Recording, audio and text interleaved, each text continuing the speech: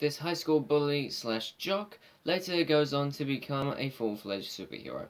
Hey guys, today I'll give you the comic book origins of Agent Venom. Agent Venom is actually one of my favorite,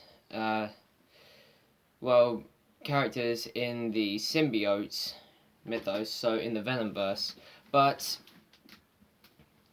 he's actually become quite popular because of his appearances not only in comics and in games, but also in Spider-Man cartoon series. But how did he become Agent Venom? It basically starts way back in the first Spider-Man comic, which was Amazing Fantasy. As Agent Venom's real name is Eugene Flash Thompson, who was your typical high school jock slash bully to Peter Parker, as he excelled at football and was given the nickname Flash for being so quick. If you ask me, it's kind of a reference to DC's The Flash, but still.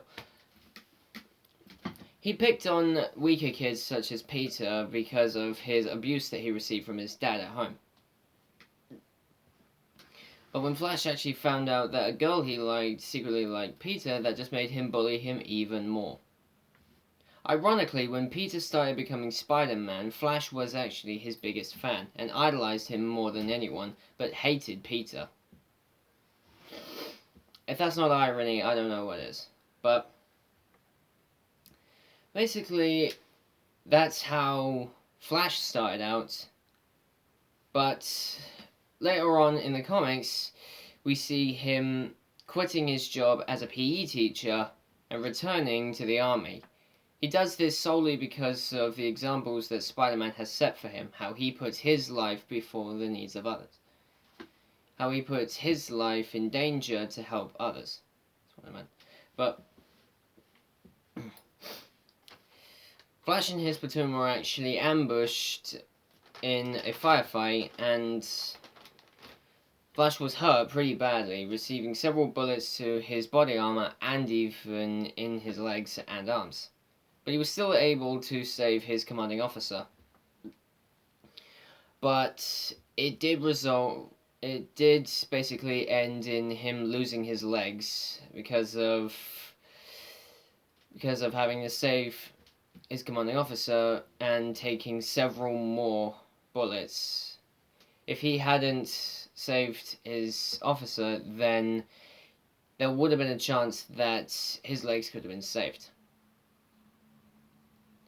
But anyway, about the Venom symbiote, it's at this point that Matt Gargan has lost the symbiote during the siege of Asgard. And the US government has taken possession of it and wants to turn it into a weapon. They try and bond it with a random test subject, but the host that they try to bond him with ends up dying.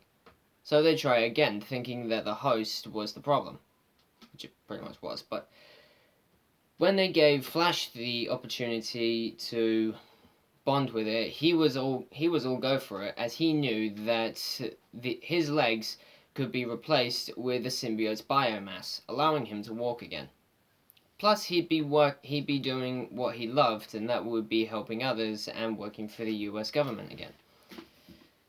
But this time, he named himself Agent Venom.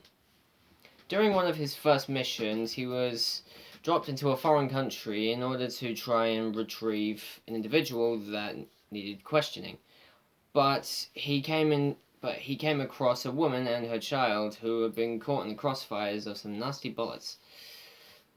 So, being the hero that he is, he jumped into action and protected them. But when a new when a new character known as the Jack-O-Lantern intervened, he stopped Flash from obtaining the individual he was there to find.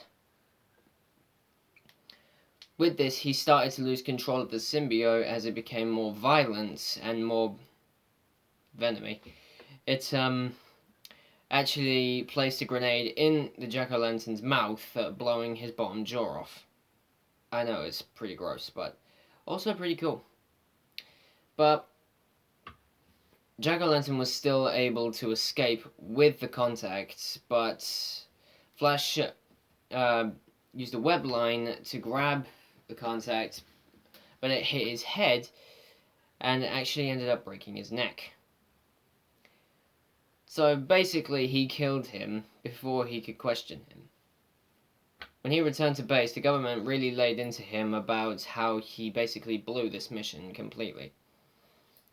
But later that night, he went to find his girlfriend, Betty, so that they could have a date together. But turns out that he was actually 6 hours late.